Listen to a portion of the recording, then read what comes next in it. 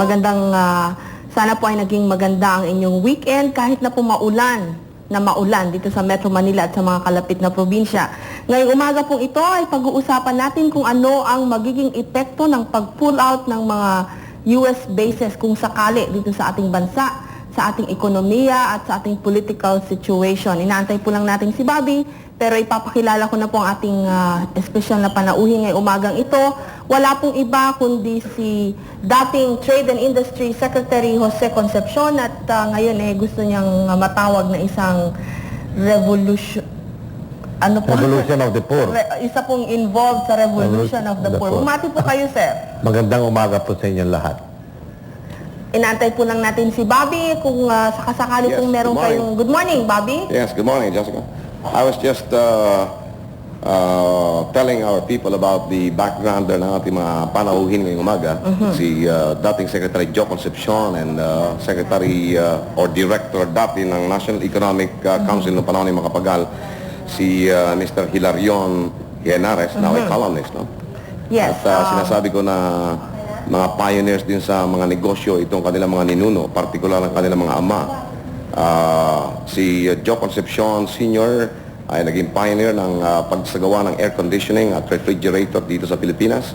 Samantalang sa resi naman ay dito nag-concentrate ang ama ni Hilarion Henares Jr. noong mga panahon yon. Pero ang sinasabi ko nga, dito matitingnan natin kung paano, sapagkat panahon pa ni Pangulong Quirino, alam ito ni Secretary Concepcion na yung Belt Trade Act, linalabanan na natin ito eh. Pagkatapos imbes na mabura yung spirito nito ay lalo pang na-emphasize. Nabago lang ang pangalan, katulad ng import liberalization ngayong mga panahon ito. Jessica? Dati Belt Trade Act. Yes. Yes, ang ating pangalawang panauhin, Bobby, ay walang iba kundi ang kinagigiliwang kolumnista ng Philippine Daily Inquirer, si Mr. Hilarion o Larry Henares Jr. Bumati po kayo, sir. Magandang gabi po sa inyong lahat. Hindi natin itatanong, Bobby, si Magandang araw pala. Araw. Umaga pala. Alatang-alata si Larry, halos hindi natutulog yan dahil maliban sa mga mga appointments nito, ganoon ang mga kolumnista nabubuhay tayo sa pakikipag-usap, di ba, Larry? At ganoon din ang mga taga-radyo sapagkat hindi po pwedeng sa radyo o sa dyaryo lang tayo magdepende. On our own, we have from one place to the other para makuha ang mga informasyon para sa mga taong sumusubaybay sa kanilang mga columns at the same time dun din sa ating radyo. Yes, si Mr. Henares, Bobby, hindi natin itatanong, ay dati ring chairman ng National Economic Council. Roger. So, economist din siya, kung matatawag din siyang isang economist. Well, sa matter of fact, Radio Patrol Days, nakakatalimitan muna si Larry at isa ito sa mga matinding lumalaban dito sa mga ano bang tawag doon? Imperialistang kano. Larry, ha? Diba? Sa'yo ko natutunan yung, Bobby naman, pambira. Oo nga, mag-i-invest sila dito pagkatapos gigisahin tayo sa sarili mantika.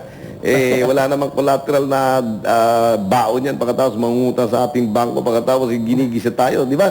Larry, you remember that? Totoo yan, totoo yan. Okay. So, Okay, ihanda nyo na po ang inyong mga katanungan. Itawag po dito sa amin sa 922-8992, 993029, 9723-997021-24, local 289. Huwag po kayong aalis, kami po ay magbabalik. thank you.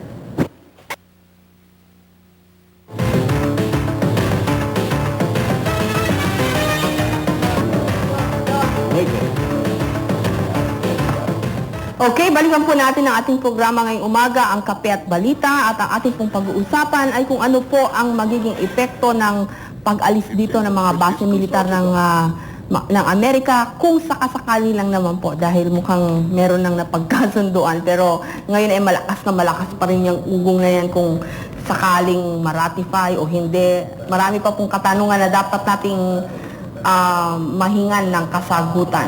Bobby? Yes, Jessica, at siguro magko-concentrate lang tayo ngayon dito sa question particular doon sa magiging epekto ng posibleng pagbaklas ng base militar ng Amerika dito sa Pilipinas. May kakayahan ba tayong tumayo sa sarili nating paa kung mawawala itong mga base militar ito? At ano ang aktual na kahalagahan sa Pilipinas ng mga base militar na ito? Ito ang ating focal point sa ating discussion ngayong umaga. Jessica, sa ating kape at balita na pinangmagatan nating sakuko ng ibong magdaragit. Ano yung ibong magdaraki? Iba ba yun sa ibong Adarna? Iba. Hindi ko kasi alam yung legend nun eh. Yung ibong Adarna, ibang klase yun eh. Pero yung magdaragit, iba parang lumipad lang pagkatapos eh. Parang dumaan lang sa bahay mo tapos maraming nawala sa'yo. Yun na. Yun ang ano nun, yun ang talagang ang In meaning essence, nun. In ganun yun. essence. Ito mga Amerikano, para mga ibon to sa Pilipinas. Pero Ayun. dapat nating isa-isip siguro kung sa pananatili ba nila rito, tayo ba'y nagkikinabang o tayo baka lalo tayo nababaon sa utang o lalo tayo naghihirap? Tayo ba'y biktima ng pagsasamantala o biktima o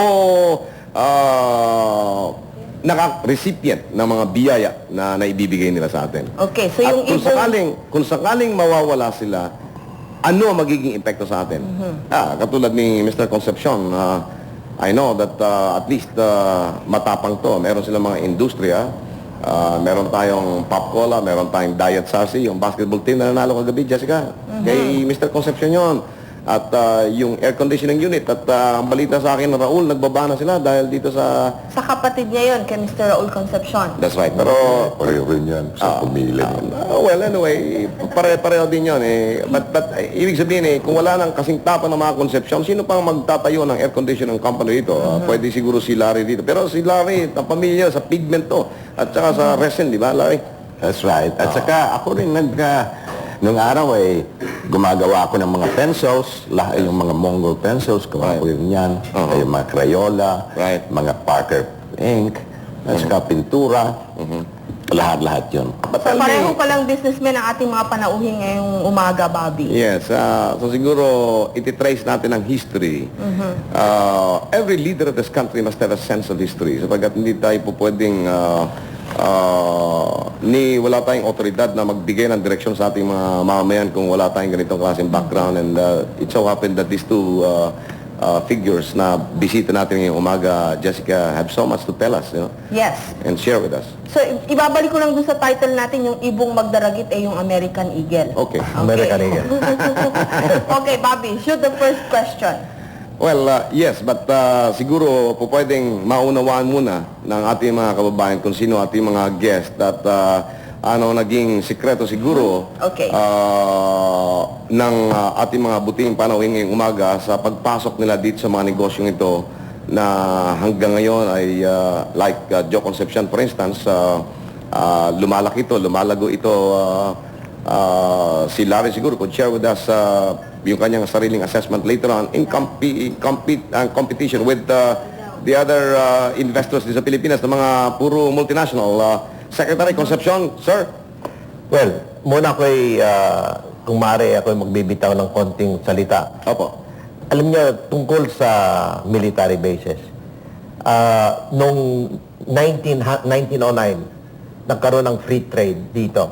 Ibig po sabihin, lahat ng mga produkto ng mga Amerikano ay pumapasok dito, zero duty, at lahat ng mga produkto na lumalabas ng Pilipinas ay zero duty. Ngunit, ang Amerikano ay, gobyerno Amerikano naglagay ng buwis sa mga produkto na ginagawa yung panahon na yon ng Pilipino. Asukar, cigars, wrappers, at mga bagay yon. Pagkatapos noong 1946, pagkatapos ng digmaan, knockout ang Pilipino, itinulat yung tawag ng parity. Sa sabihin, ang Amerikano ay makakaroon ng parehong ng katayuan, the same rights like the Filipino. Sinasabi ko ito dahil kailangan, dahil na yun, dumadaan din tayo sa new basis renegotiation. At tinamaan tayo ng Lindol, tinamaan tayo ng Mount Pinatubo. Knockdown din tayo ulit. At na yun, nagre-renegotiate tayo. At ang basis ng renegotiation, sapagkat nababasa natin sa pahayagan, natapos na. Ngunit sa akin tingin, mayroong mga detalles na importante. At kailangan maipaliwanag itong mga detalye sa ganitong paraan ang ating Senado, maaari nilang pag-aralan. Ano talaga ang makukuha? At sa akin tingin, we can look negatively and we can look positively. At sa akin tingin ay we must seize the opportunity to strengthen Philippine-American relations. Sapagkat napakarahing mga bansa na is not similarly situated like the Philippines. They would like to be situated like the Philippines with a strong relationship with the United States. But that relationship must be one where the United States must recognize na tayo po ay developing country. At kung tayo po ay developing country, we must have access to their market. Ngayon, to answer directly your question, at ito mo aming itunutulak na makaroon sa agreement na yung tinatawag na preferential access to the U.S. market. Malaking bagay po yun. Kung lahat ang mga produkto ng Pilipinas na ating ginagawa at gagawin ay makakapasok sa Amerika, at kanilang total imports ay umaabot po ng $400 billion, kung we will increase only at the rate of 20% our market share of the U.S. market, rather our market growth rate, by the end of the century or the year 2000, ang total export po natin sa Amerika ay aabot ng $25 billion. Pero nakalagay po ba yun sa bagong kasunduan na meron po tayong magiging preferential treatment? Yun pong aming pinaglalaban no ako'y nasa Secretary ng Trade and Industry hanggang ngayon. Yung pong aming ang pinaglalaban ni Senador Manglapos at ngayon din ay humahanap ng mga detalye na that this can be covered. Okay. Mr. Henares, ano pong reaction niyo dyan? No, my reaction to that, sinasabi ko, talagang itong mga Amerikano ito, talagang marunong mag-bargain sa atin. Alam nila na marami sa atin na talagang hindi natin minamahal ang ating bayan, mas mahal natin yung mga Amerikano sa ating bayan. At nung 1946 na sinasabi niya, tayo ay talagang lubog na lubog after the war. At ang Amerikano, sabi nila sa atin na tutulungan raw tayo. Ang nangyari dyan ay binigyan tayo ng back pay, ng bayad sa atin mga soldado na lumaban kontra sa mga Hapon under American flag. In other words, sila ay parang Amerikano na soldado. Maraming mga voluntaryo rin galing sa mga China, galing sa Hapon, Nisei, ang tawag nila, at sa Poland, marami-rami yung they fought under the American flag. But when it came down to the payment, sa bayad na, mayroong special law na sinasabi ay ang mga Filipino soldiers lang, ay babayaran in pesos the same amount at the same number as that which is being paid to the Americans and the Chinese and the other volunteers. Gusto nang sabihin yan ay at the time they were paid twice as much kasi 2 to 1 ngayon 30 to 1 na yung mga veterans payments natin.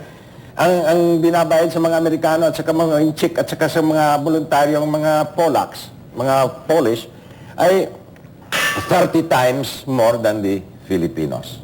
In other words, mayroon talagang discrimination sa atin. Sabi nila ay, walang kwenta naman yung mga Pilipino. Babayaran lang natin silang much less than we pay our own. So they don't really consider us equal. And then, binigyan tayo ng war damage payments. War damage payments, it covers only 5% of what was damaged in the Philippines. Yung lang, yung mga government buildings, etc. Pero yung the one we suffered, bayad lang natin mga 5 cents on the dollar. Binigyan rin tayo ng yung tinatawag nilang war surplus. Yung mga jeepney yung mga jeeps na ginamit nila sa gera ay binigay na sa atin at linagay doon sa it costs us $5,000. Pero it is not worth $5,000. Kasi ginamit na yan sa gera bulok na So, pero sinulat nila na sila ay original cost, which is usually 3 times the peacetime cost. So that, ang laki-laking ang bigay sa atin raw sa kanilang 3 billion raw at that time, malaki yun. Pero it was only worth 2 cents on the dollar. Excuse me, Larry, if I may intercede, Alam mo, hindi lang naman totalmente pwede natin sisihin mga Amerikano sapagkat noon tinatanong din ng mga Pilipino, panahon ni Quezon pa yan, di ba? Sinasabi, anong gusto nyo? 50% cash and 50% goods or lahat cash or lahat goods? So ibig sabihin, we do not totally blame the Americans for this sapagkat yung mga nagdesisyon hindi na naman Amerikano. Tayo din nagdesisyon, di ba? Hindi tayo nagdesisyon. No. They offered it to us, but in exchange for something else. Ang exchange yan ang parity rights sa military bases. Yan ang bayad. Pero, actually, we received very, very little. You understand? As a matter of fact, nung binigay sa atin yung mga pera yon, which is worth only 2 cents out of the dollar, ang kondisyon ay we will have free trade with them. In other words, kailangan lahat-lahat ng refrigerators natin will buy from the United States, yung mga chocolate bars, etc. Walang duty at the time. Yung binigay nila sa atin in 1946, by 1949, wala na tayong dollars. In other words, the condition was such that we were bound to be bankrupt. Because ang kondisyon ay import liberalization. Yan rin ang nangyari sa atin noong 1961 at sinabi sa atin ay gusto namin na mag-decontrol kayo. Bibigyan natin kayo ng $300 million in order to support, in order to bribe you to decontrol. Nung binigay remember, I was in the administration then. In 3 days, nawala yung 300 million. Bakit? Ang kondisyon ng Amerikano, basta bigyan kita ng 300 million, basta yung lahat-lahat ng mga Amerikano dito na mayroon mga black pesos, kailangan they are given the privilege of using those dollars to bring out their profits. So yung ang nangyari, marami tayong pesos, pero lahat na dollars bumalik sa Amerikano in 3 days. And this is the only reason we survived is that as a National Economic Council chairman, I instituted a tariff policy, no? As a result of which, ang dollar rate, which was already floating at the time, it was 390 pesos to $1, and it remained so for 4 years, 4 na taon, plus 2 more years, 6 years. Pantay-pantay yan. Hindi nagbabago yan. Bakit? Kasi mayroon tayong tariff policy to protect our industries. And in the 1970s and the 1980s and part of the 90s, when Marcos and Cory followed IMF policy of import liberalization, anong nangyari? Yung 390 na binigay namin sa kanila 1965, ito si Marcos, he got it from 390, he made it to 18 pesos. 390 to 18 pesos, which is a lot, no? Per dollar. Ito naman si Cory, kinuha yung 18 pesos, ginawa niyang 30. Why? Because they are not following a rational economic policy. So ang point niyo po, Mr. Henares, ay nalugi po tayo. Talagang luging-lugi tayo. That's why the reason why sabi ko, tama na yan. Lahat-lahat na sinasabi nilang baka mangyari sa atin na kung bitawan natin ang US basis, nangyari na Nangyari na under Americans In other words, ano yan sinasabi nilang the foreign investment will not come in? Under the almost 100 years na nandito ang Amerikano, mayroon bang foreign investment na pumunta dito that helped us? Wala naman yung sinasabi nilang, we will help you modernize your army, your armed forces. Ano ba yun? All the time the Americanos were here, ang binibigay sa atin yung mga obsolete. Lahat-lahat ng mga kaibigan natin, mga Indonesia, Malaysia, bumibili sila ng modern arms, tayo, binibigyan tayo ng mga obsolete equipment. Imbes na missiles, binibigyan tayo ng yung grenade launchers that cannot even kill a sitting duck like Nemesio Prudente. Nakakod sa kanyang kotse, binigyan ng grenade launcher Buhay pa rin. Okay. Ano bang klase yung mga binibigay sa atin ng mga bunyeteros yan? Okay, pero tanungin natin si Mr. Concepcion tungkol dun sa preferential treatment na sinasabi niyo po kanina. Oh, Are we dahil, getting that now or are we still striving to get that? well, we are getting preferential treatment on certain products, lalo-lalo na sa GSP. Na yung mga sinasabi ni Larry ay like to make some correction of some facts. Na yung sinasabi niya na at sa administration ng Cory Aquino ay ginawa ng 30 pesos, that is also a little exaggerated. Ngunit, alam nyo, yung mga exporters humihingi ng proper valuation ng kanilang peso at dollars in order to generate the exports more, no? At ngayon, tungkol sa, let us look at what will happen, a scenario, because ano ang pinag-uusapan natin, ano ang mangyayari sa Pilipinas mula na yon up to the end of this century, which is the year 2000. At sa akin tingin, we must go and fight for us to become a newly industrialized country, pareho po ng Korea. Ngayon, kung makuha natin sa basis agreement, yung tinatawag na preferential treatment, sa aking palagay ay malaking bagay yan. Pero wala yun. Hindi mo na. Wala yun sa agreement eh. Tapos na agreement. Hindi pa tapos ang may mga side letter na inaayos pa at mga detalles na ganon. So, let us judge the final product pag tapos na. That's why yung mga negosyante na talagang nagpahalabas sa pahayagan, kailangan talaga nilang hintayin ang produkto. At ang mga senadores, kailangan tignan nila ang final product na initial sa pagkatapos pag-aralan po nila. Sabihin po natin, example lang, tungkol sa garments. Alam po ninyo, nung pumasok ang Aquino government, ang quota ng garments, ang exports natin ay umaabot lang ng $320 million. At ako po'y inatasan at that time, 86, to negotiate a new agreement.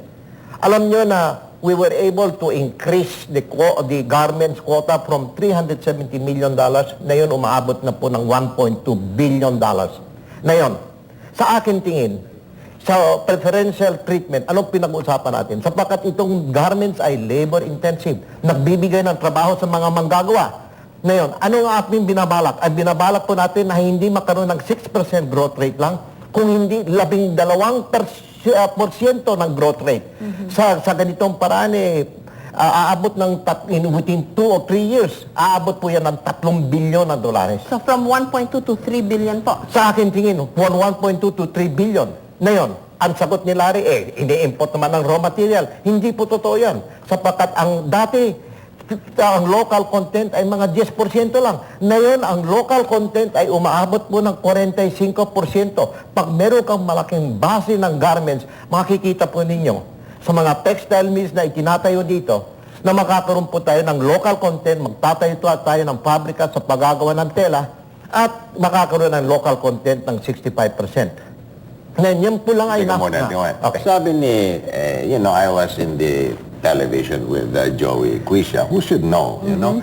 And I have been a lot of, my father was also involved in leading yung tinatawag ng cottage industries. And I know for a fact that a lot of these are very import dependent. For instance, yung garments yan, ginagawa nag-embroider lang sila sa kukunin nila doon, embroider nila, ilagay nila doon, and give it back. The local content is only 10-20%. Yung tinatawag nilang microchips, no? Dinadala dito yung mga silicone, linalagyan ng they put all sorts of components in it, they send it back, and it's only one market. You understand? Ang gusto nang sabihin ay yung talagang ang relasyon talaga natin with the United States talagang lopsided.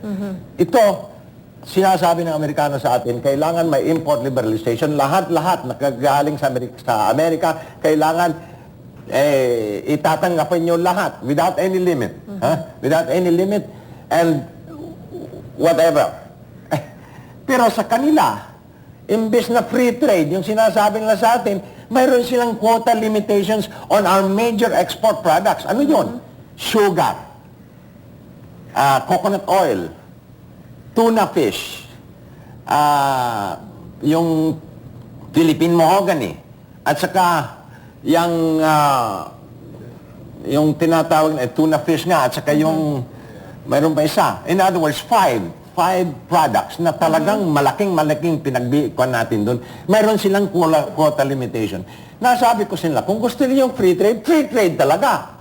Eh, ang kahirapan yan, free trade sa atin, pero sa Amerikano, hindi free trade. Mayroon quota limitation. Yung pong mga Hindi. minention ni Mr. Enares, maapektuhan ho ba Hindi, ng muna, tungkol sa asukar. Yung pong asukar, may quota yon. Ngayon, ang sistema na pinapalakad ng Amerika at ng buong mga different countries, mga ibang bansa, ay matanggal na yung mga quota. At ang gagawin po niyan ay makakaroon ng free trade. Ngunit ang gagawin ng Amerika ay tataas nila ang duty. Sa ganitong paraan, ipoprotect nila ang kanilang beet market. Yan ang dahilan. Ako pareho din kay Larry Nares na hindi maaari naman na tayo naman magbubukas ng ating market na maaaring pumasok ng mababang duty. Eh kung sila nagdedepende ng kanilang market, tayo din kailangan magdepende ng ibang ating market. Pero ibang bagay yun. Yung sinabi niya na may quota sa coconut Hindi oil. ibang bagay Ito yun, na, kasi tayo, hindi tayo, we are not allowed to protect our own market. Bakit hindi? Meron po tayong mga duty dyan. So, nasa... Binababa natin eh. Hindi tayo, hindi ikaw ha. Si Quisha at saka si Stanislao. Ibang usapan yon. Ay, naku.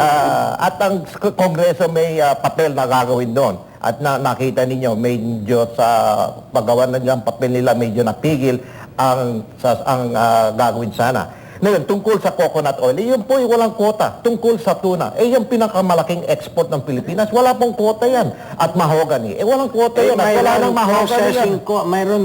Mayroon tax yun eh. May duty. Oo. Pero Malaking duty. yung duty pareho din sa lahat. Well, Larry, excuse me, Larry, can you make a comparison yung ganitong klaseng panggigipit ng mga polisiya ng Amerika sa ating mga produkto, ganito yung bang ginagawa sa ibang bansa o hindi? Yung duty, for example, sa tuna, ay pareho din sa lahat ng mga bansa. Sapagkat kung hindi, they will be charged in GATT for discriminatory.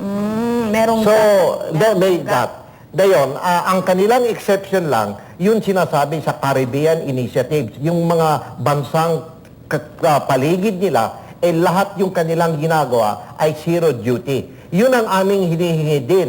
Kung ibibigay nila sa mga bansang paligid sa kanila at sinasabi nila na meron silang special relationship with the Philippines at sinabi ni Larry Nares sapagkat siya panang gera na naglaban ang Amerikano at ang Pilipino and they died in Bataan and Corridor. Kung talagang special relations, bigyan din sa atin yung zero duty. We're not asking forever. Right, but may I ask, Secretary Concepcion, sir, reklamo dito sa quota.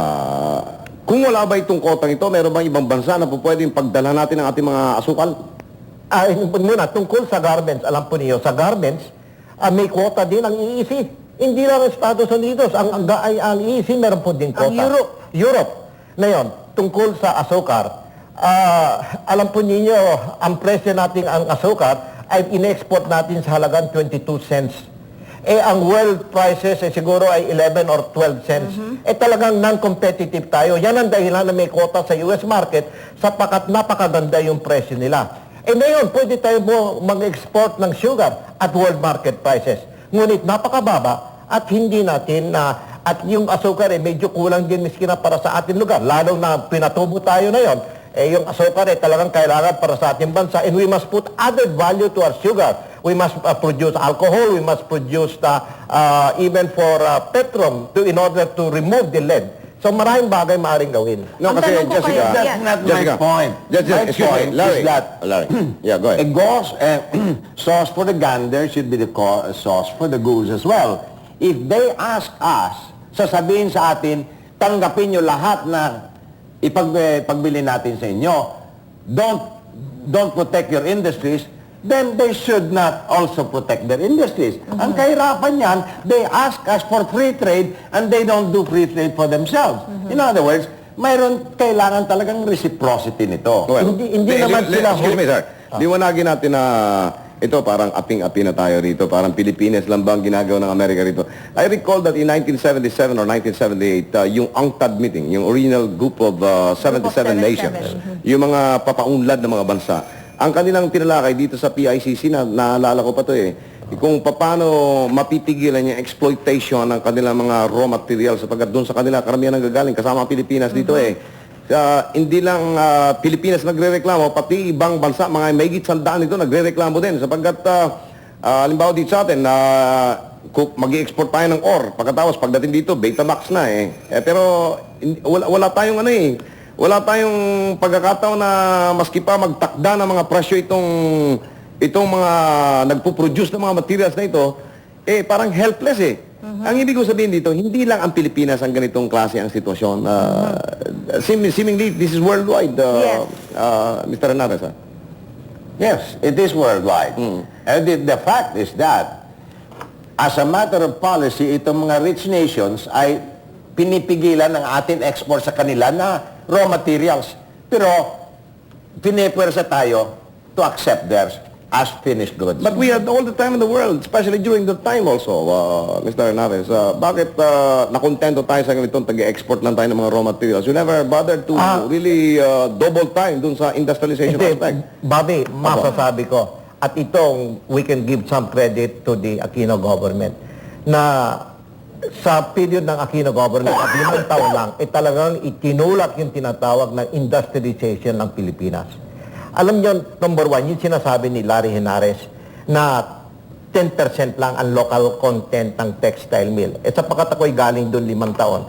Masasabi ko, yung approval namin ng textile mills lang ay umaabot po siguro ng 3 bilyon na dolyar na pera na ibinuhos para sa mga textile mills. Integrated po yan. Ang local content ng textile mills na yan ay umaabot about 45%. At lahat yung mga textile mills na gumagawa ng tela will fully operational, makikita ninyo, we will be like Indonesia probably, which is high local content. Ngayon, yung sinasabi po nila semiconductor, which is heavily dependent on imported. Totoo po yun. Ngunit ang programa po natin, in 5 years, ang local content ay magiging 51%. Yan po tinatawag na wiring harness na panay ini-export. Yan po wiring harness, yan po, hindi na tayo nag-export ng iron ore. Ang ginagawa po yun ay ginagawa ng copper cathodes, pagkatapos ini-extrude ng copper wire. At yan po ay labor-intensive at ginagawa ng wiring harness para sa lahat ng mga kotse, ng mga bisiklet, ng mga motorcycle. At lahat po yun ay, ang local content yan ay almost 95%. Maybe merong improvement po, no? But, there, in some aspects, I don't know to what kind of pressures we have succumbed to. But, for instance, dito sa industriya po ng gamot, hanggang ngayon, repackaging lang ang kakayanan natin dito. Wala tayong mga makina in-imported since time immemorial. Mag-utay-utay tayo na tayo na mismo magproseso ng sarili natin mga materials. I understand that there are some raw materials na ini-import na sa atin, like Iluson, for instance. Yung antibiotic dito po sa Iloilo na kukuha yan, kaya pinangalan ng Iluson. Pero ang totoo niyan, pagpunta doon sa kanila, ipoprocess nila, dagaling din sa atin raw material, pagbalik dito sa atin, repackaging lang kayo nandito. We have not really gone to exploiting this situation wherein tayo na mismo magpunta na sarili nating makina at slowly hindi tayo maging dependent sa kanila. You see? Yes. Bobby, alam mo, gusto kong tanungin si Mr. Concepcion kung wala ba itong bagong kasunduan na to kung sakaling ma-reject. Hindi ba natin kayang on our own i-improve yung ating mga quotas? Yes, Kaya kasi mag-open up tayo ng ibang markets aside from the US. Hindi natin pwede bang gayahin yung Korea for 5 years. Ang Korea, sinara nila ang lahat ng kanilang mga puerto. Walang importation, walang exportation, pero nabuhay sila. After that, parang na-refurbish yung kanilang kakayanan at ngayon, maunlad na ang Korea. O kaya yung Taiwan, no? Okay. Withdraw yung patent rights nila. Tatanungin natin si Mr. Concepcion after this commercial break. Thank you, Jessica.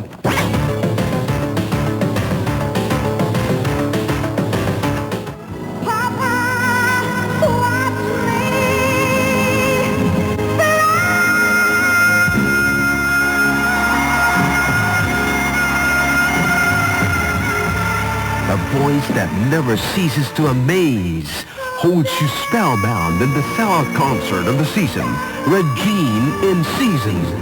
Now a major event on television, Sunday, August 25, 9:30 p.m. Still on GMA's August Storm.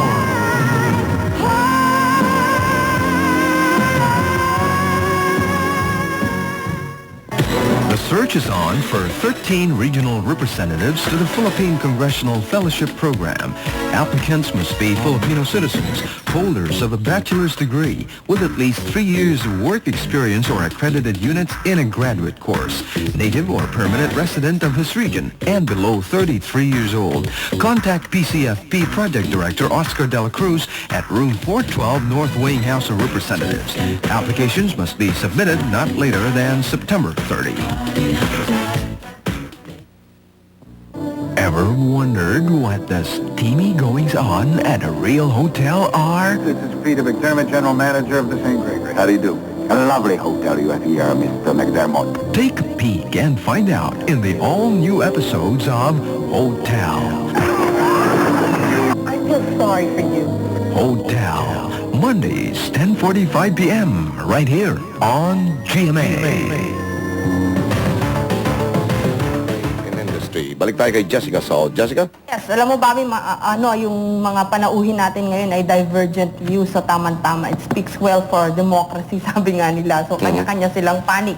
Pero gusto kong tanungin si Mr. Concepcion, Bobby, kung sakasakali pong ma-reject itong bagong agreement, hindi po ba natin kayang i-increase yung ating quota on our own o kaya on our own initiative ay mag-open up ng ibang markets for our products aside from the United States? Muna, tungkol sa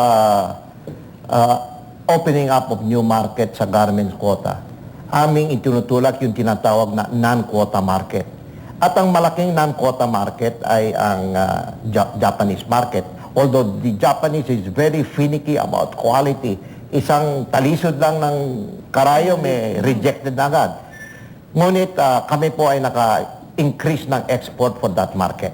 Ngayon, miski na kami, Japan pala, merong quota din ang Japan sa US, yun ang sinasabi po namin sa kanila. Ngayon, the other markets are really very hard to compete.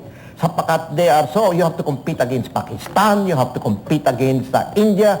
Ang labor cost daw na siguro 50 cents per day. So talagang garments is labor intensive. So talagang napahirap to be able to compete. That is why I believe, even in the GATT negotiations, I was in favor of a transition period na kailangan about 10 years of a multilateral agreement. In other words, we give Philippine industry and the garments industry 10 years to shape up. Pagkatapos yun, they must realize that they have to compete equally like Korea and Taiwan and Hong Kong and Singapore, which has 40% of the U.S. market. Ngayon, tungkol sa mga other normal trade, yes, we can, and we're pushing to divert to the European market and so on. But you know, I think what we're forgetting is this, that when you're negotiating with the United States, as much as possible, you want to negotiate with somebody that has been or is your ally. And recognizing, therefore, this historic opportunity, we must get the maximum from them during the transition period. Sapagkat sa akin tingin, ang problema po na nangyari is, sasabihin natin, ang bases will pull out, pero hindi tayo naghahanda. Sa akin tingin, pag kung sakali, may magandang package na ginawa po ang executive kasama ng US at i-review po ng Senado at pagkatapos ibinigay at ang mga mamamayan ay in a plebiscite have approved this. Sa akin tingin, the machinery must go. There is a program committee that meets every year. At sa akin palagay, kailangan by the year 2001, kung yan ang panahon na tanggal ang basis, okay, makaroon na tayo ng master plan na sila po wala doon. Kung hindi, pagdating ng the year 1997, magtatawaran naman ulit. Hindi, the year 2001 to prepare. Anong kailangan gawin sa Subic right now to have a master plan? So pagdating yung panahon na yun, walang sakitan ng loob. So sapagkat alam nila na sila po talagang aalis. By that time, we are going to build proper bridges to strengthen democracy and relationship between the between the Philippines and the United States. May I say something? Mr. Anais, gusto ko rin tanungin sa inyo kasi isasama nyo na rin po siguro sa reaction ninyo. Kasi isa po kayo dun sa mga malimit bumabatikos sa ating pamahalaan sa ngayon. Given our present administration, palagay nyo ba ay kaya natin or are we prepared kung sakasakali pong ma-reject itong bagong agreement na ito to stand on our own, and kaya ho ba natin pangalagaan, for example, yung favorite na laging nire-raise ng mga businessmen, yung mga mawawalang job opportunities? Well, with or without the Americans, I don't think that under the present administration ay tayo mag-uunlad.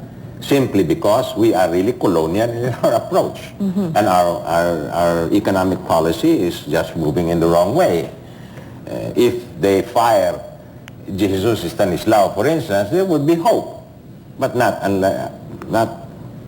for any time that he is there.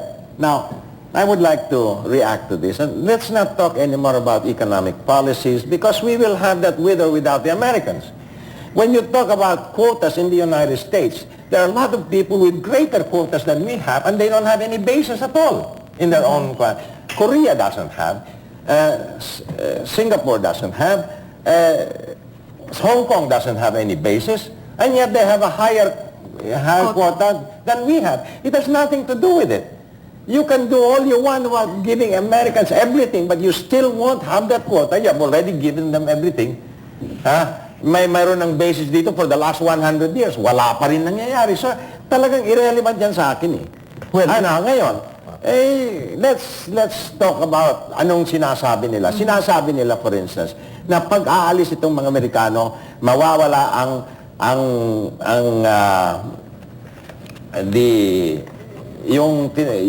people who are being hired in the bases. Jobs. Ngayon, mayroon silang pamphlet, sinasabi doon, na ang US payroll sa bases is 2.356 billion pesos a year. For Filipinos. For Filipinos. At saka sinasabi nila that the full-time Filipinos employees in the bases, that is both Olongapo and Clark, was 20,296. Now, sinasabi nila na sila po ay pinakamalaking empleyado, the employer in the whole goddamn Philippines. Pero hindi totoo yan. Itong sinasabi nila na ang payroll nila ay almost 2.4 billion. Ang San Miguel in 1989 is 5 billion already, twice as much.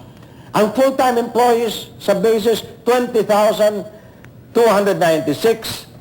Ang San Miguel has more than that, 26,000. At saka, with a higher average salary, 16,000 ang San Miguel, ang US basis ay 9,600 lang. Now, yung mga basis, sabi nila na mayroon pang mga 60,000, 59,229 peripheral employees. Yung mga nagtitinda sa kanila, yung mga, nagtitinda sa kanila mga vegetables, etc. 59,229 employees peripheral route. San Miguel has 600,000. 600,000 peripheral employees employed in all the stores that exclusively sell San Miguel goods. Ang mga sinasabi nilang malaki raw sila sa buong Pilipinas aside from the government. San Miguel Corporation is a lot bigger than the US basis. So, yung sinasabi ko lang na talagang ginainto lang kita. They're not really very truthful in their statements, you see. That and then everything that they say, Pero yung pong mga jobs na mawawala, paano po yun? ay nawala na eh. How will we... 20,000 yon. Most of them was in Clark.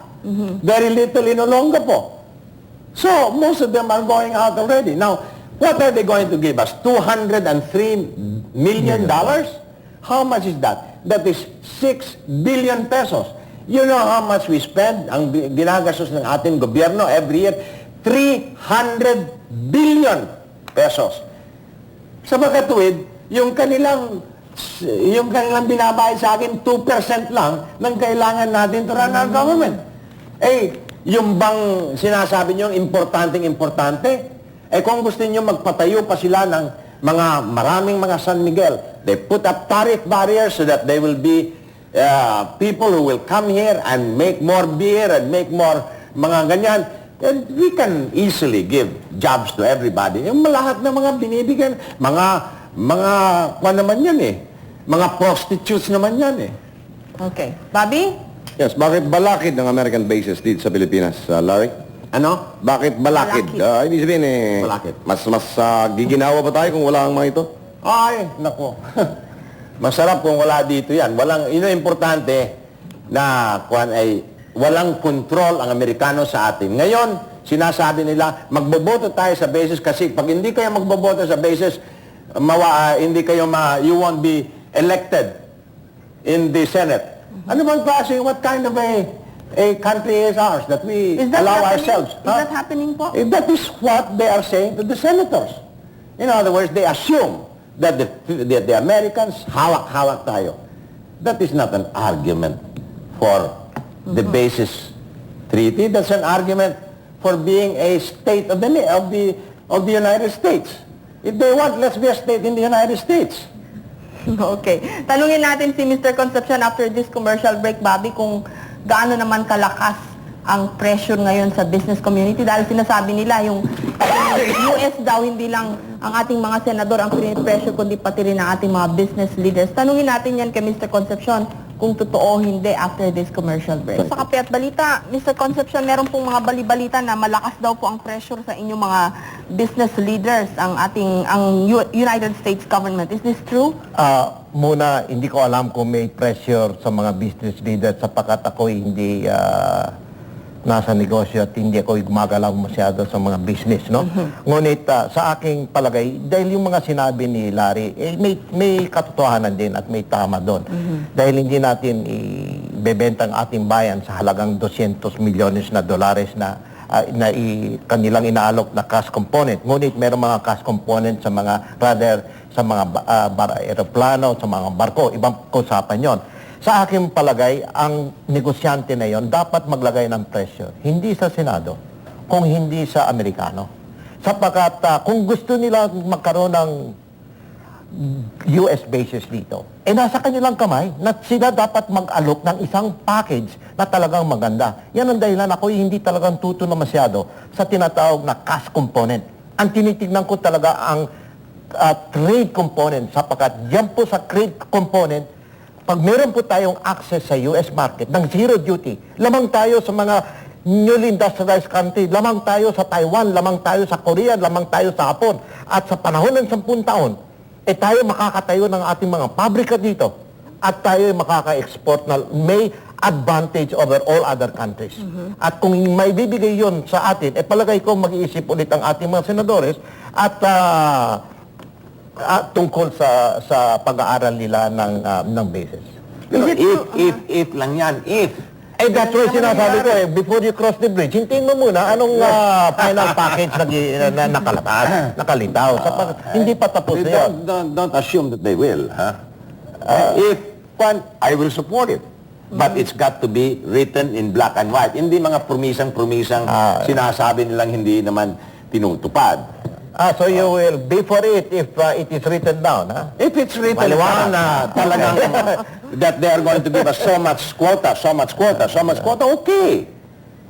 Kapares yung nangyari dun sa Belt Trade Act. Pero ito, wala Promisa lang na best efforts. Hindi ako sa ngayon sa best effort. Gusto ko lang sasabihin, Jessica, na itong sabi nilang special relations, that they really love us so much, all the time binigay natin yung mga bases sa kanila free of charge. Anong nakukuha natin? Walang-wala. At the time that they were paying Egypt 1.75 billion, Israel 1.4 billion, Turkey almost 1 billion For ang landing binabayad. For landing rights. Oo, at saka ang liit ng base, ang bayad sa atin 180 million. Ngayon, nung pinataasan nila to 400 million, ang 480 million ang binigay sa atin, tinaasan naman ng Egypt to 3 billion. Israel 3 billion, Turkey almost 2 billion. At saka yung mga sinatawag nilang loan write-off. Yung tayong negotiate sa kanila, pero ang nakuha natin sa kanila na yung write-off, whatever you say it in Tagalog. Yung tinatanggal na lang. Yung tinatagal na utang Binabaliwala. natin. Binabaliwalang utang. Ay, ang kuha ng Egypt, $7 billion. Ang kuha ng Turkey, $21 billion. Ang kuha ng Israel, $10 billion. Ang kuha ng Poland, 1/2 of their entire fund. Ay sila, wala silang basis. Wala silang US base. Tayo naman, ang nakuha natin, zero. Zero. Walang-wala. Binigay na natin ang basis sa kanila, zero pa rin. Wala, maski na, bigay natin kung hindi, zero pa rin. Pero kung sakali pong isulat nila na meron, papayag na po. Well, there's a thing. Tusong-tuso yung Yeah, Amerikano. but Larry, there are no permanent friends. Interest lang pinag-uusapan dito. Sa tingin mo, kung walang base dito, may interest pa Amerikano rito sa ating bansa? I hope not, to tell you the truth. But they cannot help it. This is the only country that really looks upon them as some superior beings. I mean, Korea, Japan thinks they're dirt.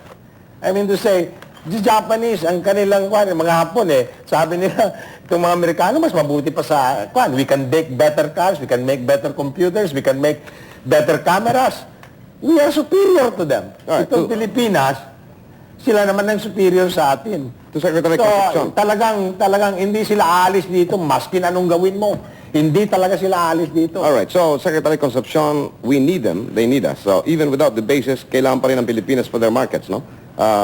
Yung mga soft drinks lang nila dito, ang dami-daming kinukonsumo ng Pilipino, bawat isang pamilya, nag-average ng 2 family size a day.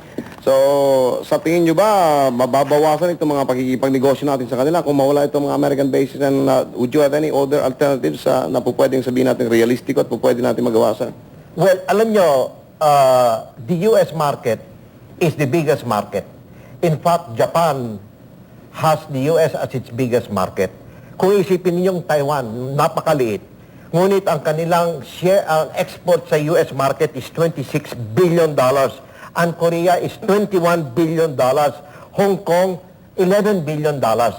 So nakikita ninyo pag sumisigaw ang Amerika, tumatalo na sila agad. Alright, may I ask this because question ni Larry ito kanina. Dito sa mga bansa binanggit nyo, wala namang American bases dito, Korea and Taiwan. Bakit mas malaki ang kanya? Matasinsado pa yata. Yung Thailand, nung inalis yung American base dito, mas umasenso pa. Hindi kaya ganito rin mangyari sa atin kung sakali? Na yun. Yung sa, remember, yung Taiwan is a little bit different sapagkat at that time yung Taiwan umalis sa sa China, and the United States made extra effort to try to prop up the Taiwanese government and give them economic support. Pareho din sa Korea. Hindi nyo maiwasan yon. Now, but there is no doubt that it is the resiliency of the Taiwanese and the Korean to build their country. And in the Philippines, kailangan yung resiliency of, yes, the Filipino can, na kaya po natin. Ngunit hindi mo we have one plus advantage is that U.S. market, and if we can capitalize, assuming we can work out with a satisfactory package, then it is better to have the United States on your side, which many countries are courting. But if we can get them on our side, that market that they have is a very big market. It's the biggest market in the world. It's $500 billion. It's almost the equivalent of the entire EEC market. So, sa akin tingin, if we can get the preferential concession, malaking bagay we will be able to do in that market. Okay. Bobby, may tanong po pala dito. Marami rin dito, Jessica. Yes. Sana. Ito, medyo kasi to basic Hindi po kaya posible na mangyari na kapag nanatili rito ang US bases hanggang 10 taon ay maging 50 o 60 pesos ang bawat dolyar para po sa inyo, Mr. Concepcion? Sa akin tingin, hindi po. Depende sa economic policies. At sa akin tingin, kung ang ating economic policies is going to create the basic industries na kailangan pareho po ng Korea, Taiwan, sa akin tingin, by the end of the century, we will have even a balance of payment that is in favor of the Philippines than a negative payment. Okay, Bobby? Yes, My Mr. answer to Hernandez. that is that if we have the same economic policy, talagang lagot na tayo. Pero if after 1992, we will have an administration that takes care of the Filipino people rather than the Americans, I believe that we are going to be an industrialized country by the end of the century. Okay. Bobby? We should subscribe to the principle of internationalism. We live for them, they should live for us, no man is an island. Pero ang hinahanap ni Larry yung justifikadong relasyon na hindi naman nanlalamang ang isa sa isa. At siguro, sino bang gumagawa nito mga pulis? Tao din, mga Pilipino rin Larry, di ba? Kaya kung nalalamangan tayo, talagang gano'n ang tipo ng pagkikipagnegosasyon. But most of the time, medyo diyado tayo sapagkat every time we negotiate, we always talk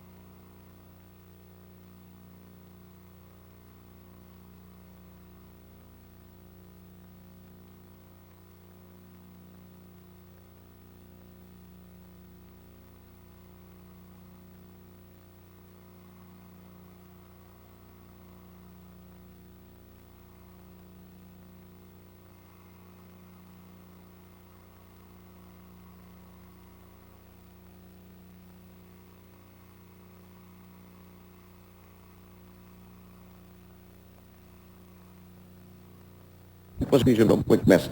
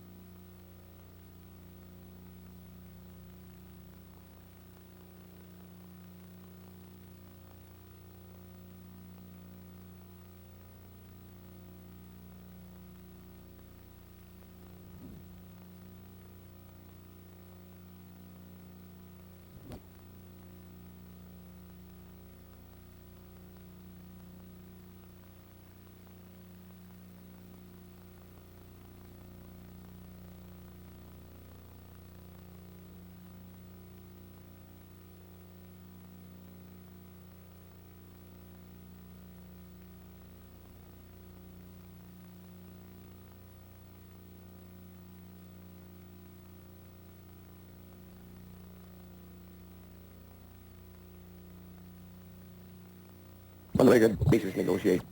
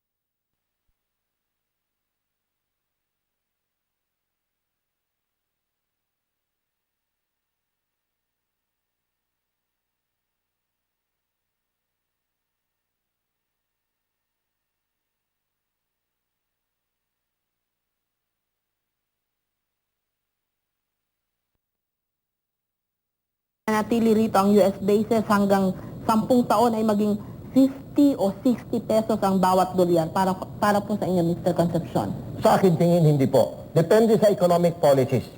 At sa akin tingin, kung ang ating economic policies is going to create the basic industries na kailangan pareho po ng Korea, Taiwan, sa akin tingin, by the end of the century, we will have even a balance of payment that is in favor of the Philippines than a negative payment. Okay, Bobby? My answer to that is that if we have the same economic policy, talagang lagot na tayo. Pero if after 1992 we will have an administration that takes care of the Filipino people rather than the Americans, I believe that we're going to be an industrialized country by the end of the century. Okay. Bobby? We should subscribe to the principle of internationalism. We live for them, they should live for us, no man is an island. Pero hinahanap ni Larry yung justifikadong relasyon na hindi naman nanlalamang ang isa sa isa. At siguro, sino bang gumagawa nito mga pulis? Tao din, mga Pilipino rin Larry, di ba? Kaya kung nalalamangan tayo, talagang gano'n ang tipo ng pagkikipag-negosasyon. But most of the time, medyo diado tayo sapagkat every time we negotiate, we always talk from a position of weakness. Even with this American basis negotiation. Kaya palagyan lang tayo natatapat sa binabarat tsaka inapi. I think yung sinabi ni Mr. Concepcion kanina, Bobby, na yung trade component ng basis agreement ay dapat hindi lang yun lip service o hindi, informal. Dapat, I agree with Mr. Henares na dapat nakasulat yun kung pwede man dun sa bagong agreement para we can ask for something kung sakasakaling hindi nila masunod yun, meron tayong pinangahawakan na black and white nakalagay doon na mag-i-improve yung ating trade balance with the United States. Bobby? Okay, the Filipinos can. Jessica? Yes. Thank you very Kung much. ano man ang magiging resulta ng usapin na ito ay sana ay makabuti sa atin. Maski ano pa man yun. Dahil pinag-uusapan pa lang, Bobby, may mga naririnig-rinig tayo na pininipressure daw yung ating mga senador, pininipressure daw yung ating mga business leaders. So whatever the outcome, I hope that, But we need the likes of Larry Henares. Sapagkat kung wala naman boboka dito sa mga kapyang ito, teka muna. But isa lang ang bansa natin Obligado tayo, Jessica. If we have to blame anybody, it's us. Wala namang iba sisima natin mga Amerikano. Sino bang pumipirma? Sino ba nakikipag-agree dito sa mga Amerikano to? Di ba? Thank you very much, Jessica. Yes, thank you very much. Walang pasok ngayon. Sana po ay may natutunan kayo dito sa aming programa ngayong umaga sa Kapilang Salamat po. Balita. Thank you. Good morning. Momentarily,